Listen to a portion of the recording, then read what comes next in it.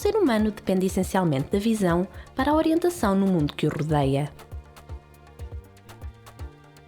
A formação da imagem é um fenómeno que ocorre no olho, mas a interpretação dessa imagem como uma representação do mundo real ocorre no cérebro. Sinais visuais diretos chegam ao córtex primário na área V1.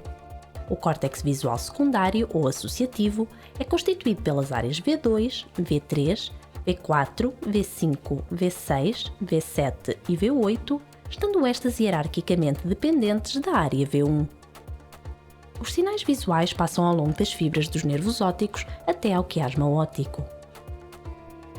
Neste local, ocorre o encontro e o cruzamento das fibras. O cérebro não recebe unilateralmente sinais de cada olho. Em cada nervo óptico, um conjunto de axónios cruza para se juntar ao nervo óptico oposto. Metade de cada campo óptico é dirigida para a porção ipsilateral do cérebro e metade para a porção contralateral. Ambos os hemisférios recebem assim sinais dos dois olhos. As imagens da periferia do campo visual do lado temporal direito são projetadas para o lado esquerdo do cérebro, e as imagens da periferia temporal do lado esquerdo são, por sua vez, projetadas para o lado direito do cérebro. A isto se chama princípio da contralateralidade. Voltemos agora ao ponto de partida e vejamos como é que a radiação eletromagnética refletida pelos objetos começa por ser detectada no olho.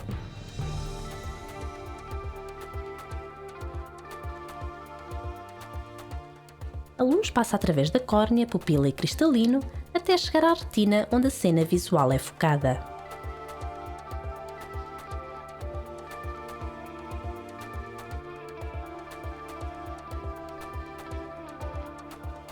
Tal como numa câmara, a imagem na retina é invertida.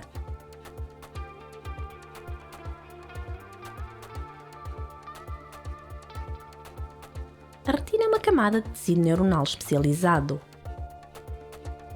A maioria das células da retina são neurónios.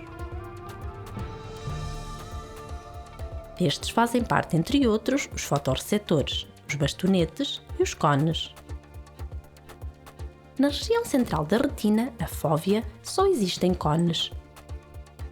Os cones requerem níveis elevados de luz para gerar sinais, funcionando melhor de dia. São responsáveis pela visão a cores e pela acuidade visual. A percepção da cor, apesar de depender também de estruturas cerebrais corticais, depende determinantemente da absorção relativa dos diferentes cones para os diferentes comprimentos de onda. Nas regiões periféricas da retina, existe uma maior densidade de bastonetes. Estes fotorreceptores apresentam maior sensibilidade ao contraste e têm um papel preponderante na visão periférica. Estão adaptados para responder a baixos níveis de luz e não funcionam sob luz intensa. Os fotorreceptores possuem discos membranários no seu segmento externo, onde se localizam os pigmentos visuais designados opsinas. Estes fotopigmentos são capazes de absorver energia do espectro visível. A rodopsina, localizada nos discos membranários do segmento externo dos bastonetes, contém no seu interior a molécula 11-cis-retinal. Após a absorção de luz pela rodopsina, o cis-retinal sofre isomerização para transretinal e dissocia-se da opsina.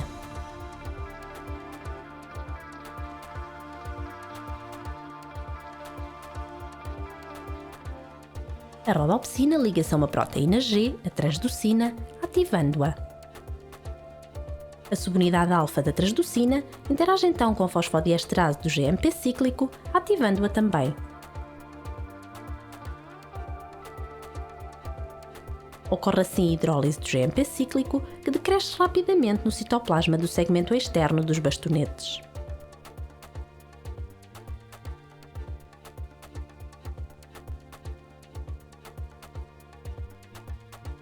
Esta diminuição provoca o fecho de canais e a redução do influxo de sódio e de cálcio. Como consequência, há a hiperpolarização da membrana e um fluxo direto de corrente elétrica que se propaga até ao terminal nervoso.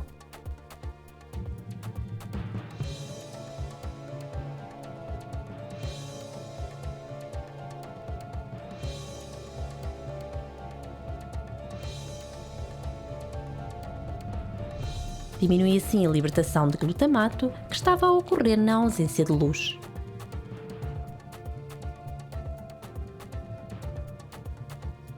As células da retina estão organizadas em dois circuitos. Do circuito vertical fazem parte os fotorreceptores, as células bipolares e as células ganglionares. Do circuito modulador fazem parte as células horizontais e as células amácrinas.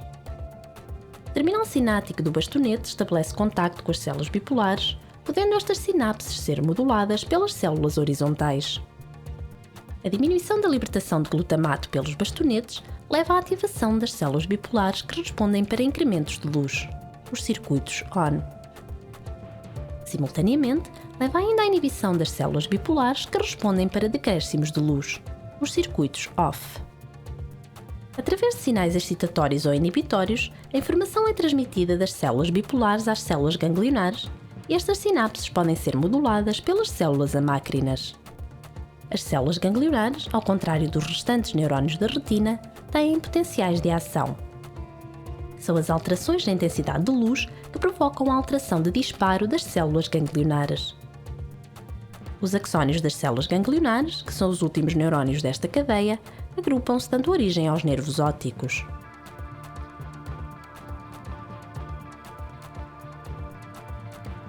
Inicia-se assim a transmissão em direção aos centros de processamento visual do cérebro. Um local-chave na via dos sinais visuais é o núcleo geniculado dorsolateral, um dos núcleos de neurónios do tálamo.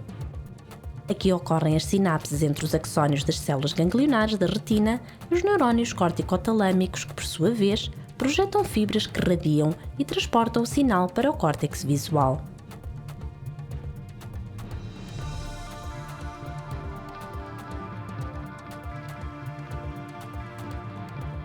A estimulação de neurónios monoculares em V1 resulta em sinais que convergem para neurónios binoculares, iniciando os processos de fusão de imagens e de visão estereoscópica. As imagens formadas pelos dois olhos e transmitidas para o córtex visual não são exatamente iguais. Há um grau de disparidade nas imagens formadas pelos dois olhos, que obriga o cérebro a fundir as duas imagens.